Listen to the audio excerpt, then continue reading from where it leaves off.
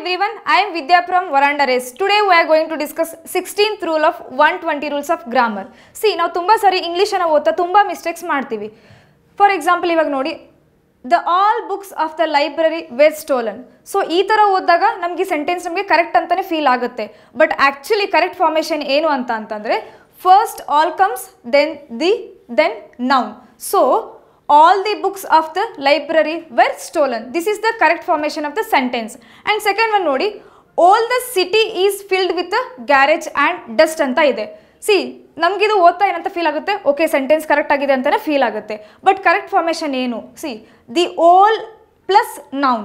C ಇಲ್ಲಿ ನಾವು old the ಅಂತ ಯೂಸ್ ಮಾಡೋ ಪರವಾಗಿ the old city is filled with garage and dust.